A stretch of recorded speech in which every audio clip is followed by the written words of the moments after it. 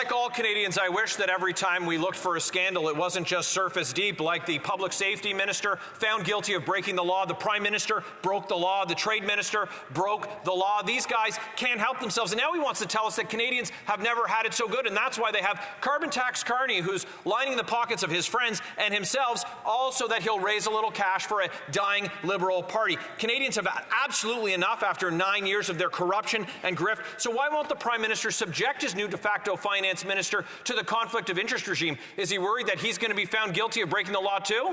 Honourable Minister of Labour. Madam Speaker, the predictions of impending doom coming from that member in particular and his political party really sound discordant to Canadians. What is happening across this country, Madam Speaker, is that after the pandemic, we've achieved that rare feat, a soft landing, no recession, wage gains, inflation coming down, interest rates coming down in this country. The finance minister this very week putting in place measures that will make young people more able to purchase a home. Madam Speaker, these are things that you do when you... Honourable Member for Leeds, Grenville, Thousand Islands, Rideau Lakes. Let's talk about what they've achieved. Record lineups at food banks with 25% of Canadians not knowing where their next meal is coming from, not able to heat their homes, a third of food bank users being children. They are starving and freezing in the dark after 9 years of this NDP Liberal government and their carbon tax on everything that's being boosted by carbon tax Carney, who's only doing it, of course, to raise his stock portfolio, which we saw with Brookfield stocks hitting 6 months high in exchange for policies from this government and for him fundraising for them. Canadians are broke. These Liberals broke them. Let's have a carbon tax election. The Honourable Parliamentary Secretary to the Minister of Finance. Well, Madam Speaker, Canadians know where this government stands. We've offered immediate and direct support to families, especially when they needed it most. We've delivered household savings and significantly strengthened our social safety net. And we've promoted fairer practices, greater competition across our industries. Notice, Madam Speaker, real solutions and zero slogans from this side. Well, I guess that's just the Liberal government for you. The Honourable Member for Bellechasse, Les Etchemins, Lévis. 9 years ago, this government promised us the world. Instead, we inherited a Canada that is failing seniors, families, and young people. This government has squandered the money Canadians entrusted to it. This government has created massive inflation. Rent has doubled, and homelessness now affects everyone, including young students and grandmas who can no longer make ends meet. Can this Prime Minister, the government, do the only honourable thing left and call an election? Honourable Minister. Madam Speaker, what Canadians truly fear is the hidden agenda of the Conservative Party. What would that member cut? She would cut food banks. She would cut support for housing. And we know full well that that party would cut tens of thousands of public service positions in Canada. I think it's time for this member and this party to make public their secret hidden plan, which would be bad for Canada. The Honourable Member for Bellechasse, Les Etchemins, Lévis. Well, the fact is that Canada has fallen behind our trade partner and neighbour, the United States, in terms of economic growth and productivity, Madam Speaker. But that's not all. The OECD predicts that Canada's economic growth will be the worst of all OECD member countries over the next 3 decades. Canadians want to get control back over their own lives. The only way to do that is for an election to be called to get a Conservative government. Does the Prime Minister have the courage to dissolve the House? The Honourable Minister. Madam Speaker, when there is an election, that member will have to stop making false claims. She will have to publish the Conservative Party's secret hidden plan for cuts, for austerity, for removing support for our seniors, for housing, for municipalities, for infrastructure, and I could go on and on about what they would cut. Madam Speaker, our economy is strong, interest rates are down, the inflation is down, and Madam Speaker, we avoided a recession. We have a lot to accomplish, but we're working on it. The Honourable Member for Saint-Jean. The House is calling for a 10% increase in old age security for all seniors aged 65 to 74.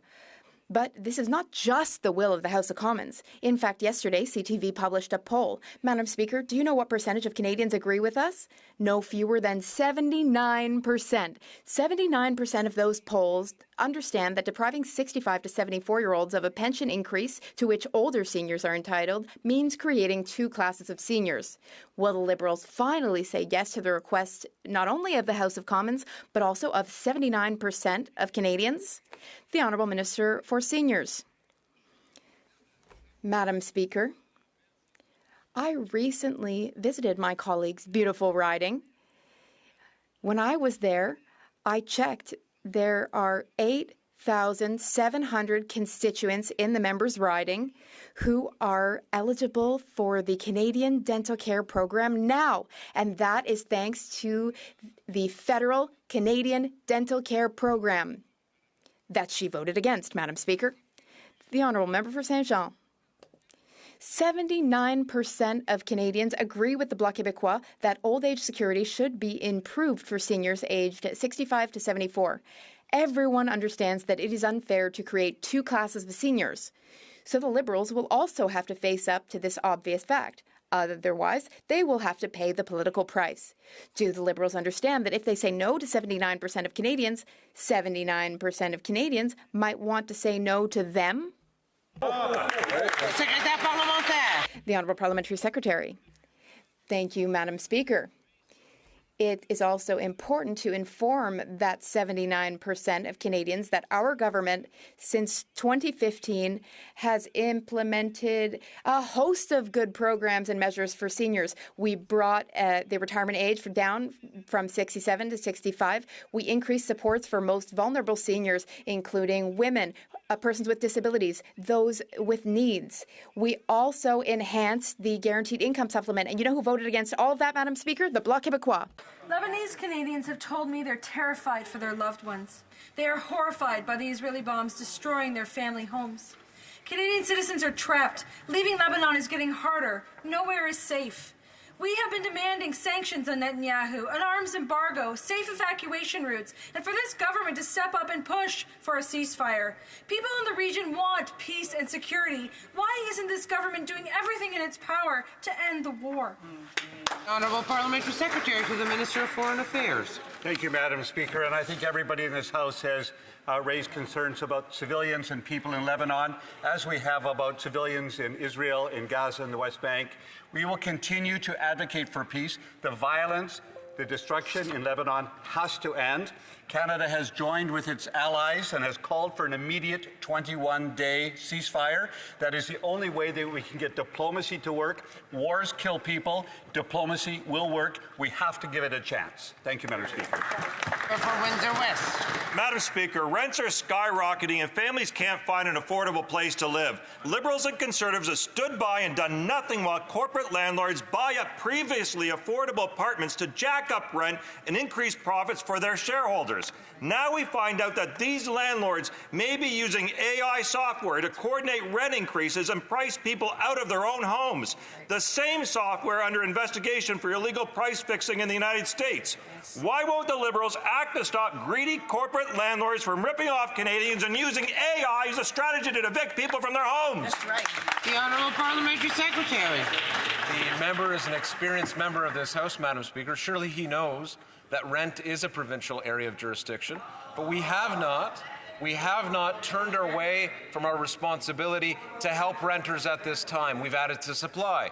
We've waived GST on the construction costs of apartments for middle and low-income Canadians. The Conservatives would reimpose that, Madam Speaker. We need to add supply in the context of high interest rates. That measure is doing that. We've put forward a Renters' Bill of Rights as well. That is the first time a federal government has acted in that direction. We're going to continue to support renters, Madam Speaker. The Honourable Member for South Shore St. Margaret's. Breaking news. The RCMP Commissioner confirmed that the Prime Minister's hand-picked directors to the Green Slush Fund are under criminal investigation. So what we have now is the Liberals not only defying an order of this House to produce the documents and turn them over to the RCMP, Liberals are now obstructing justice by refusing to cooperate with the RCMP investigation.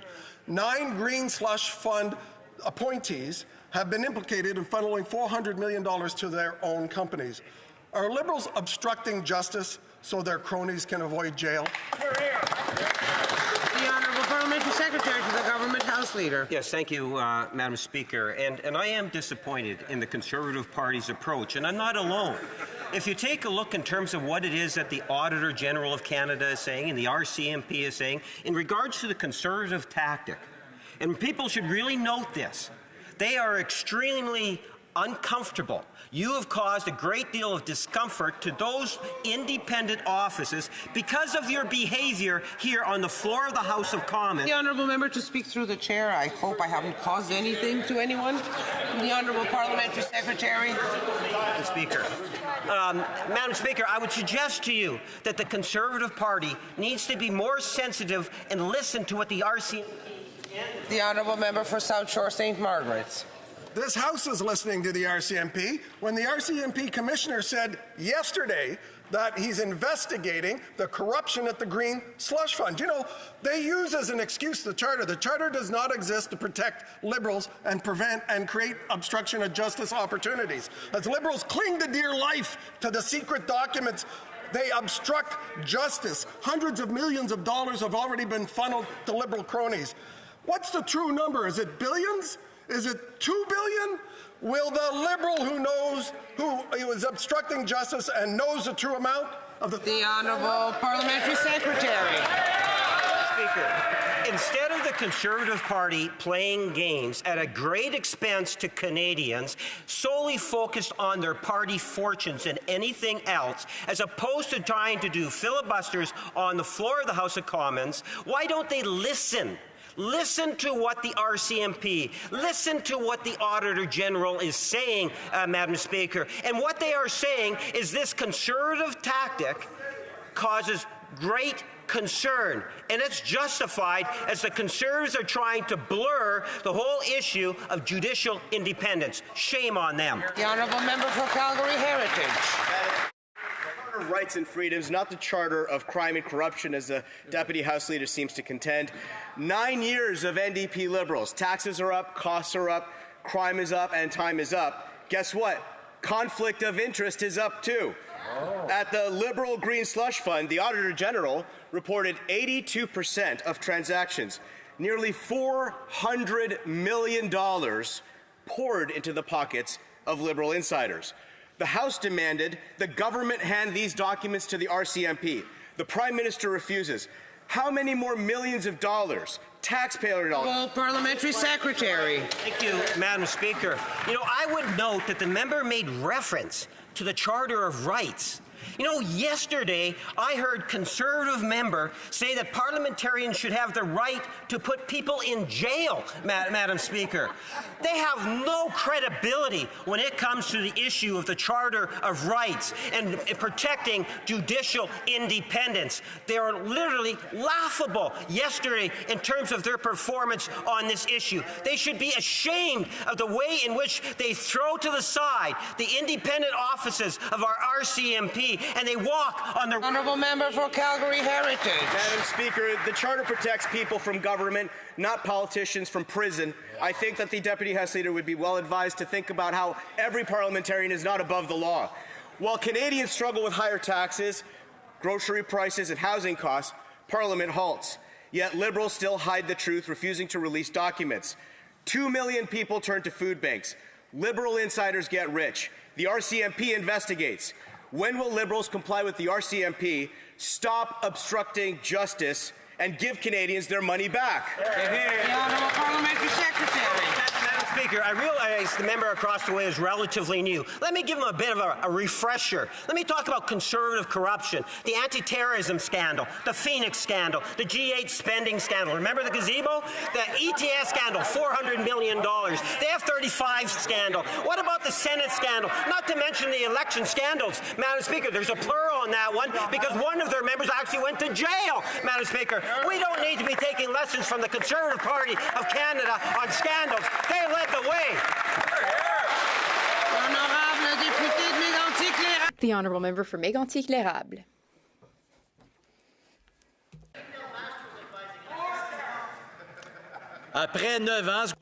After 9 years of this Bloc-backed Liberal government, they're just not worth the cost of corruption. The Liberals have lost control, Madam Speaker. Corruption reigns free in that party. The RCMP is doing another investigation into the Green Slush Fund. $400 million from the Green Slush Fund went to Liberals. The Auditor General alone found 186 conflicts of interest. Why does the Prime Minister refuse to tell the full truth? Why is he hiding documents from the RCMP investigation? Who's he trying to protect? The Honourable Parliamentary Secretary. Well, Madam Speaker, I'm not too sure if the member across the way heard what it is that I said in terms of the Conservative corruption that is out there. This is serious stuff. Where were they when we had this type of corruption taking place? I talked about the anti-terrorism scandal, and the list goes on. I want to focus on the election scandals because the only parliamentarian that I'm aware of that was literally taken away in leg irons was the parliamentary secretary to the Prime Minister, Stephen Harper, Dean Del Mastro, Madam Speaker. Where was the Conservative Party when the Conservative Party demonstrated so much corruption? The Honourable Member for Mégantic-L'Érable. You see, Madam Speaker, after 9 years, this government has a culture of secrecy and corruption, all created in the party by the Prime Minister. And it's so deeply rooted, this culture of secrecy, that the House can no longer do its job. This government is hiding documents from Canadians. This government, once again, is flouting a House of Commons order. This government is disrespecting the will of a majority of parliamentarians who want to get to the bottom of the Green Slush Fund. 2 million Canadians are going to food banks. When will Canadians be reimbursed for this government's corruption and incompetence? Pick up on the word when the member makes reference to disrespect. When I see disrespect is when the official opposition and the leader of the far-right Conservative Party completely ignores the advice that's being provided by the independence of our RCMP as an institution and the Auditor General. Madam Speaker, I think it's irresponsible. It's ridiculous that the leader of the Conservative Party ignores that information. At the same time, you know, when we talk about corruption, talk to me about the individual that walked away in leg irons because of Conservative. The Honourable Member for Pierre Boucher, Les Patriotes Verchères. The House voted to put an end to having 2 classes of seniors by increasing by 10% OAS payments for those aged 65 to 74. 79% of Canadians who were polled support this. The Minister for Seniors will have to explain this. He is penalizing 12,000 seniors in his riding of Gatineau, 30,000 in the greater Gatineau area. Can he explain why his government would prefer to call an election rather than give these seniors a single penny more? The Honourable Minister for Seniors. I thank the member for correcting the math brought up yesterday about the number of 65 to 74-year-olds in the riding of Gatineau. He didn't apologize, but thank you for correcting it. Now, there is some more math for this House. 10,000, Madam Speaker. 10,000 constituents in his very riding who today are eligible for the federal Canadian Dental Care Plan that we implemented despite his vote against this plan, which helps so many people. The Honourable Member for Pierre Boucher, Les Patriotes Verchères. Thank you, Madam Speaker. Soon, they will have an opportunity to apologize to many seniors. What do the Liberals do for seniors? The Minister for Seniors is depriving 12,000 people of 10% increase in their OAS, and the Quebec Lieutenant is depriving 15,000 people, and the Prime Minister who represents Papineau is depriving 8,000 seniors of an increase. We, the Bloc Québécois, will do everything for those seniors. With Liberal MPs and ministers like that, wouldn't we be better off with an election? The Honourable Minister for Seniors. Madam Speaker, not only have we supported seniors by targeting supports to the most vulnerable seniors, we've also invested in housing. We're also very proud to have increased OAS. We also increased the exemption for taxable income so that we could help seniors who wanted to remain in the labour market.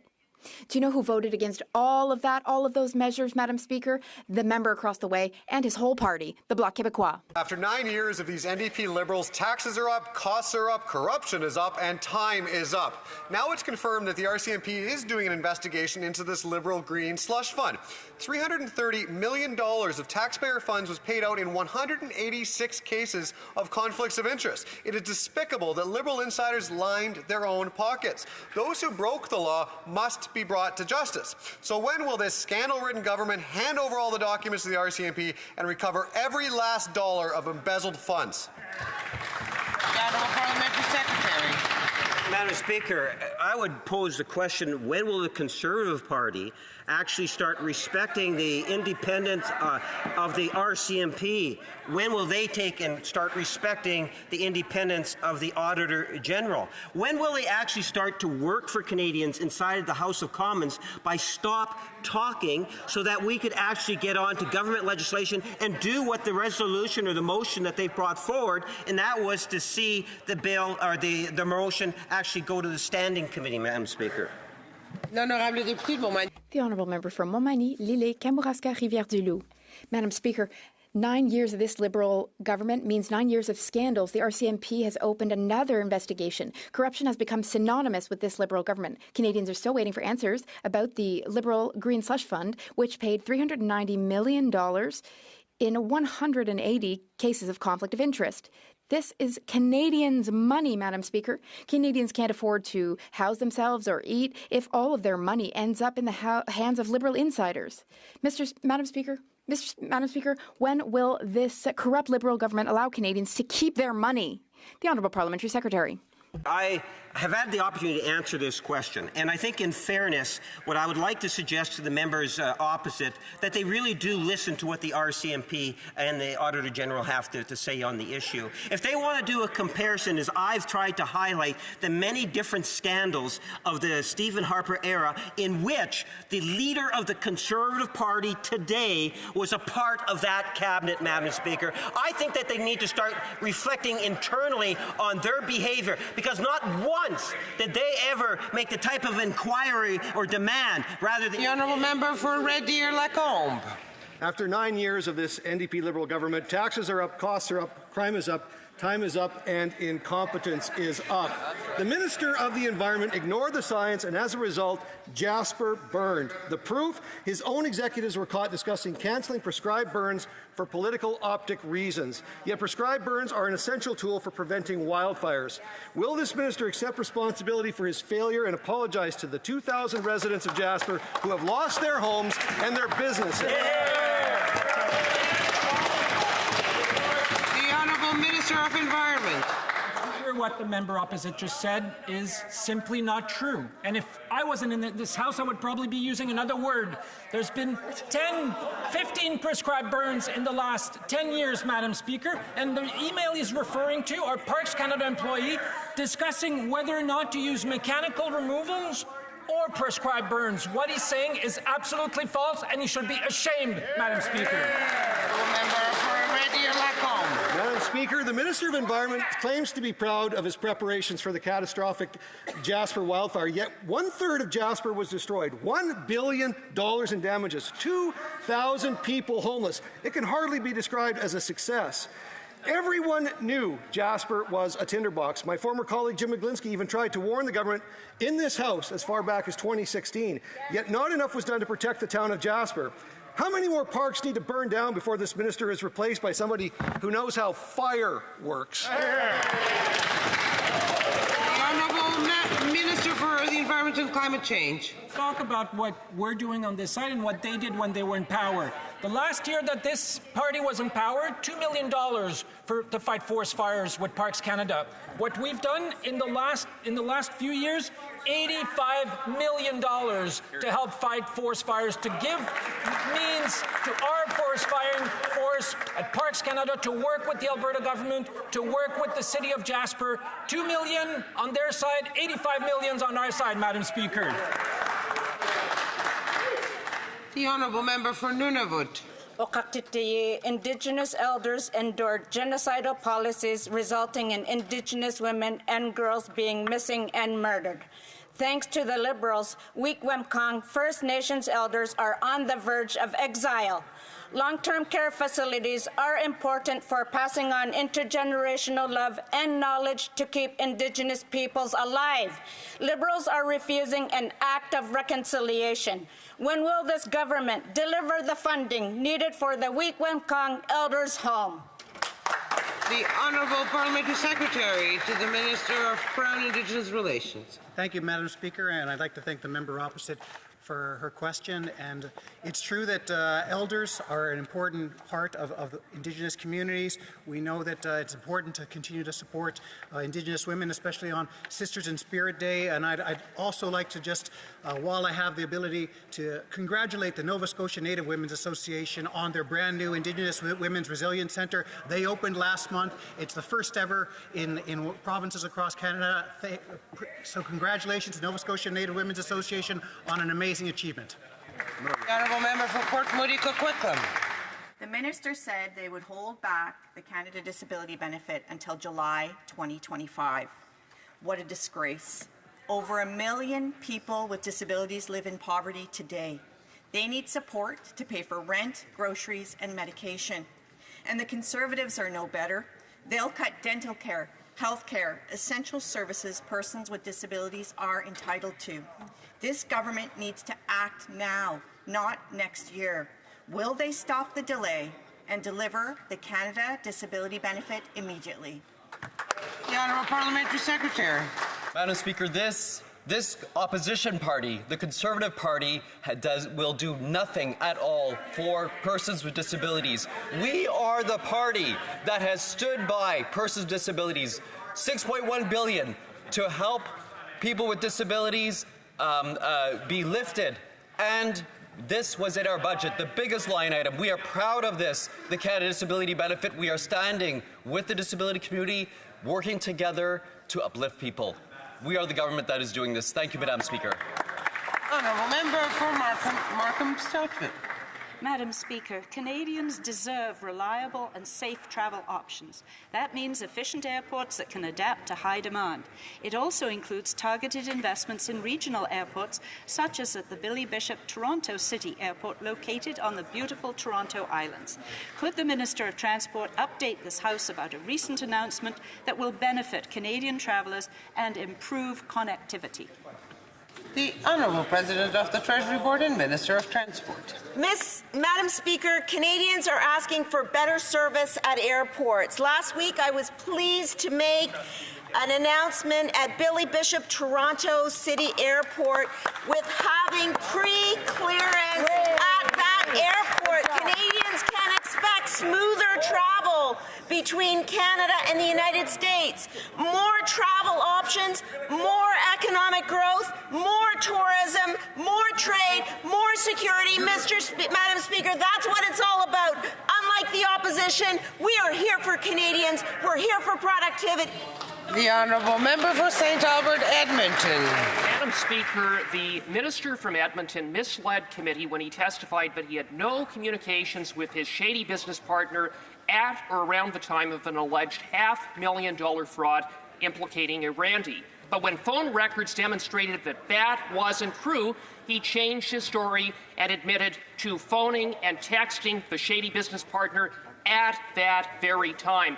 If the minister isn't for Randy implicated in the alleged fraud, why did he mislead committee? Hear, hear. The Honourable Parliamentary Secretary. Yes, Madam Speaker, it's all about character assassination from the Conservatives. Not once, but twice, the minister in question has actually been cleared by the Ethics Commissioner. Having said that, Madam Speaker, instead of attacking personalities day in and day out, maybe the Conservative Party should start listening to what Canadians are wanting to deal with. Why isn't the Conservative Party being a little bit more forthright on what their hidden agenda is really about? Canadians want to see a dental program, a pharmacare program, a school food program, a child care program, and a healthy health program. Member for St. Albert, Edmonton. Madam Speaker, let's get this straight. Text messages implicating Randy. The minister's shady business partner can't identify another Randy. We know that the minister contacted his shady business partner at the time of the alleged fraud. and text messages place Varandy in Vancouver at the same time as the minister. How much evidence is it going to take for the Prime Minister to fire this corrupt minister? The Honourable Parliamentary Secretary. Yes, Madam Speaker, I've already answered that question. And at the end of the day, Madam Speaker, what is it going to take for the Conservative Party and the leader of that far-right Conservative Party to understand that there is an obligation to be responsible here in Ottawa on the floor of the House of Commons, Madam Speaker? That means allowing debates to occur on the important issues that Canadians are facing today. Instead of focusing their attention on the Conservative Party, Madam Speaker, they should be focusing their attention on Canadians. The member for Sturgeon River Parkland. Well, Madam Speaker, the member dodged the question the first 2 times, so let's give him a third time. The Minister of Employment and his business partner, Stephen Anderson, have refused to cooperate with an investigation into their fraud-ridden company. For months, this minister claimed that he had no communication, that he wasn't the one referenced in the text, and that he had nothing to do with his former business partner. Finally, after relentless pressure, the minister admitted he did text his business partner, and he even called him to discuss their business, something he's prohibited from doing by law. Why did the minister, who claimed he had nothing to hide for months, hide this damning evidence? The Parliamentary Secretary. Yes. Thank you, Madam Speaker. You know, I've indicated very clearly the Ethics Commissioner, which is an independent office of the House of Commons, has not once but twice cleared the minister. Having said that, Madam Speaker, my challenge to the Conservative Party across the way is to understand that they actually have a responsibility to Canadians that goes beyond serving the Conservative Party of Canada. Madam Speaker, I would suggest that they are doing a great disservice to Canadians in every region of the country by the behavior that they take day in and day out on the floor of the House of Commons. Member for Sturgeon River Parkland. Well, Madam Speaker, I would say that this Liberal government has a responsibility to tell Canadians the truth. This minister, only after turning over his phone to the Ethics Commissioner, only after months of relentless pressure, finally admitted that he did indeed talk to his business partner, something he's not allowed to do under law. He admits that they discussed business, and this was after his business partner lied to a parliamentary committee by ridiculously claiming that the 9 references to the minister was just an autocorrect. If the minister can't be trusted to disclose what he called just an innocent conversation, how can he be trusted to be truthful? The Parliamentary Secretary. Yes, Madam Speaker, not once, but twice the Ethics Commissioner has cleared the minister. That is the truth. The member makes reference to the truth. Seriously, Madam Speaker, this comes from a Conservative, that ultimately a Conservative Party that spreads so much misinformation and false facts, fake news, you name it, through social media, Madam Speaker. When are they going to start to be honest with Canadians and tell them what their hidden agenda is all about? I'll tell you why, because they know that... The Honourable Member for Joliette. The Senate is thumbing its nose at farmers. This is the proof. In 82, a bill with one article supported by all the members of this House was stuck in the Senate for more than a year. More than a year to study more than one article on supply management. How come the Senate is taking so much time to study C-76 yesterday? 3 days, not one, but 3. 2 Liberal-appointed senators are blocking this bill. They are mocking farmers. Can we ask them to stop this? The Honourable Parliamentary Secretary. Thank you very much, Madam Speaker. Of course, we're a party that has always supported supply management. We also support this bill in question, and we expect the other place to pass this legislation. But we haven't talked about to the other party across the aisle, the official opposition. They've been rather quiet on this issue, and I hope they will also make calls to their Conservative colleagues there. The Honourable Member for Joliette. What we're asking is to speak to the senators because their role should be to approve bills that are voted on by elected officials. This is our democracy that needs to be put first. There are 2 unknown senators that no one voted for that are blocking all of this legislation. And I would like to remind you that if this bill is not adopted by October 29th, we'll be not supporting the Liberals. And we have to protect our farmers, or are we just protecting our own behinds here? The Honourable Parliamentary Secretary. Thank you very much, Madam Speaker. As I said already, we're a part of it's always supported supply management. We're going to continue to do so, and we're expecting the other place to pass this bill. And I know that my Bloc colleagues are doing their work at the Senate, as are we. We're making calls, but once again, I haven't heard the official opposition make any calls on their side of the House on this bill. After 9 years, this Prime Minister is not worth the cost or the corruption. We now know the Prime Minister's friend and media buddy, Tom Clark, was instrumental when it came to purchasing his new $9 million luxury condo on Billionaires Row in New York, a condo which includes Italian marble, a $5,000 coffee machine, and a golf simulator. This as Canadians continue to struggle with an unprecedented cost of living crisis. Will the Liberal government admit there is no justification for Canadian taxpayers having to foot the bill for this lavish condo? The Honourable Parliamentary Secretary. The truth is, and the fact is simple, that the new residence that has been purchased will cut costs, will save money. On this side of the House, we'll always stand up for Canada and the best interests of Canadians. We'll engage with international leaders. We will continue to do the work that we need to do internationally, diplomatically, while saving taxpayers' money. Thank you, Madam Speaker. The Honourable Member for Yorkton Melville. After 9 years of these NDP Liberals, taxes are up, costs are up, crime is up, and time is up. The Liberals' $60 million Arrive scam exposed contracting fraud on taxpayers, called bait and switch. High-priced consultants overbill, underdeliver, and sometimes don't even do the work. High-priced consultants line their pockets while taxpayers are paying the bills. Canada's contracting watchdog is launching a review. How much contracting fraud will taxpayers be on the hook for, and will the Liberals get Canadians their money back? Great question. The Honourable Parliamentary Secretary. Madam Speaker, we have said time and time again that we expect our procurement process to follow all of the rules and regulations. Any misconduct will come with severe consequences. The CBSA has already implemented a number of measures to strengthen the transparency around procurement processes. They are working with the various commissioners to find additional ways to ensure that Canadians can have trust in our procurement process with CBSA, and we are supportive of the CBSA's work in this area. The Honourable Member for Northumberland, Peterborough South. Madam Speaker, according to media reports, this Liberal government has covered up the contamination of a Transport Canada dock operated in northern Albertan Indigenous communities. The big dock, as it's referred to, is known as a community hub. It's where couples go for a walk, where people fish, where kids go to play and swim. Did this government really cover up the contamination of this dock? Yes or no? The Honourable Minister of Transport.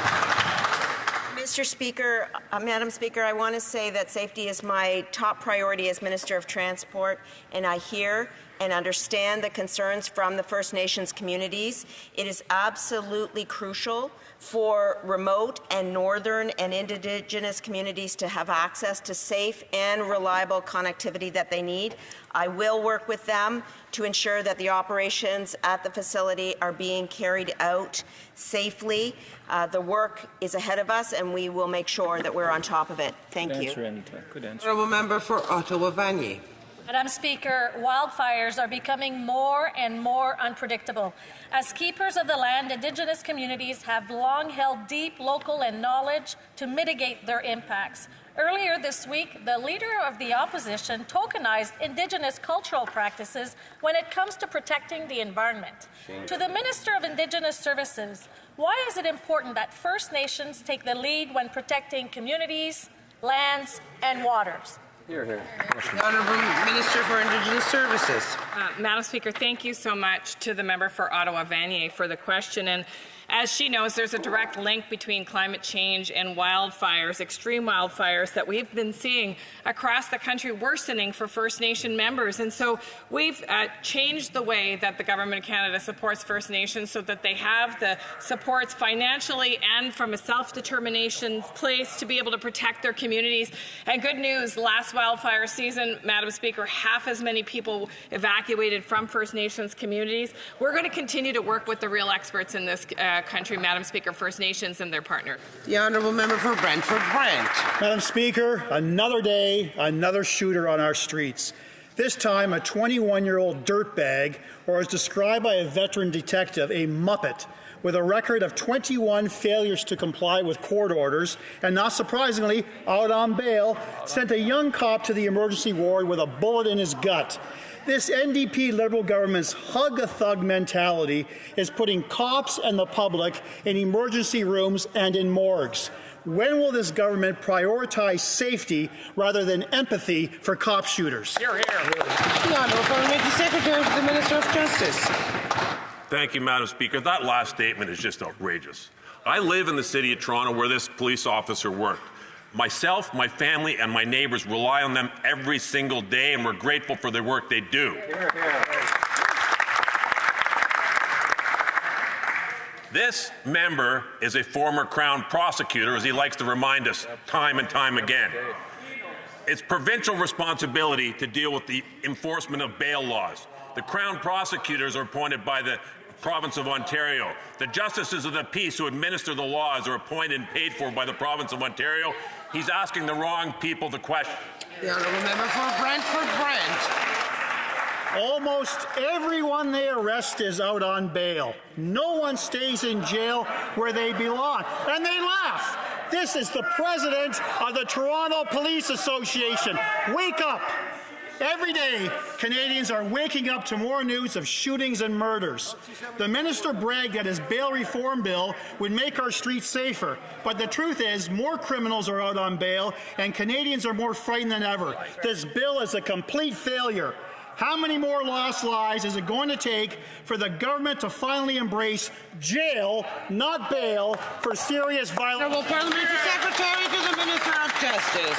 Thank you, Madam Speaker. Once again, he's pointing in the wrong direction. Right. There are justices of the peace every day in the province of Ontario who are releasing people on bail because of the inhumane conditions. Can I interrupt the Honourable Member? I had a question. We allow the Parliamentary Secretary to answer. Order! From the top. Thank you, Madam Speaker. Every single day in the province of Ontario, there are justices of the peace who are appointed by the provincial government who are letting people out on bail because the conditions inside provincially built, provincially funded, and provincially operated prisons are inhumane and not okay for people, even prisoners, to be in.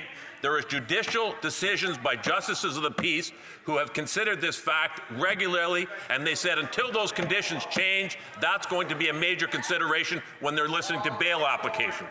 The Honourable Member for Kildonan St. Paul. The fact is, Madam Speaker, after 9 years of these Liberals, of these NDP Liberals, violent crime in Canada is up 50%. That is their responsibility, Madam Speaker, and it's really no wonder.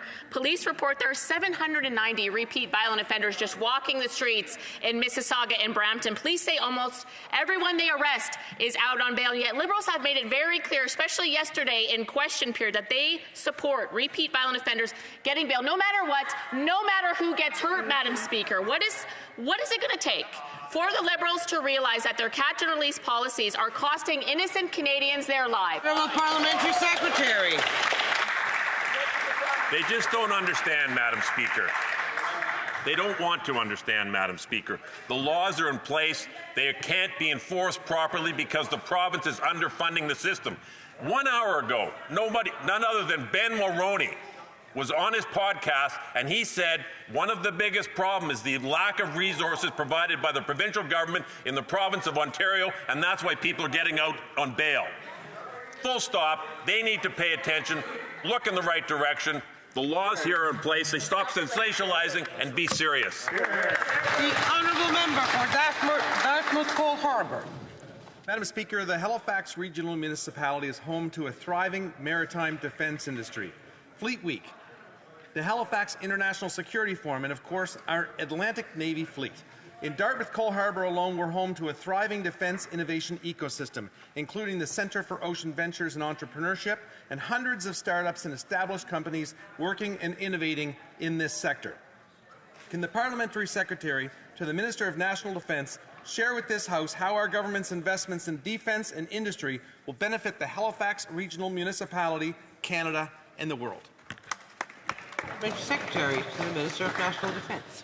Thank you very much. As a proud founding member of NATO, we know Canada must do our fair share on the world stage. And this week, I was very pleased to open one of 3 international headquarters for the NATO Defense Innovation Accelerator for the North Atlantic, or DIANA, in Halifax, Madam Speaker.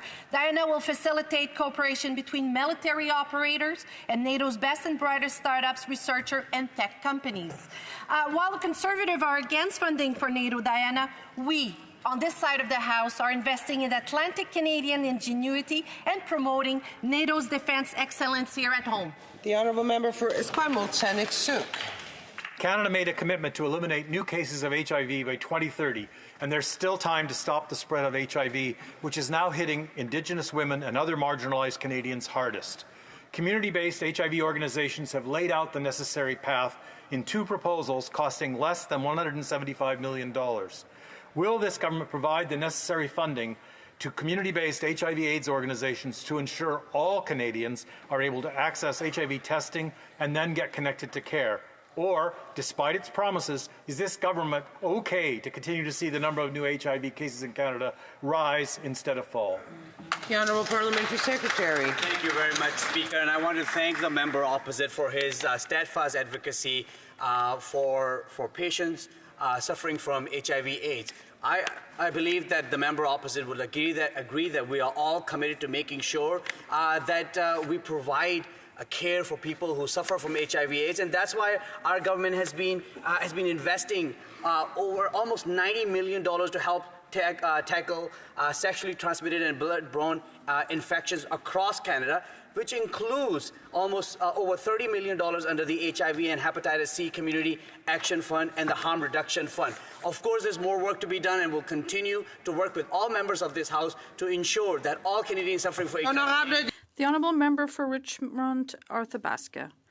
Madam Speaker, Quebecers who use community clinics, hospital dental departments, or long-term care homes can't access the federal dental care program because of disputes between the Quebec and Canadian governments.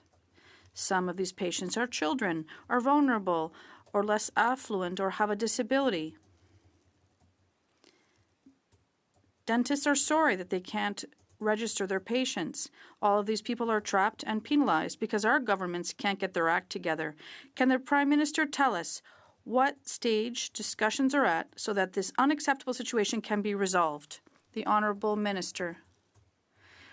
Madam Speaker, I'd like to thank the member for his question, and I share his indignation with respect to the Quebec government that wants to prevent dental treatment to the most vulnerable members of our society, people who are in long-term care homes, children in the hospital, Saint-Justine, who don't have access to this care, even though they pay their taxes. Normally, the Bloc would be against this, and I would ask them to add their voices to ours.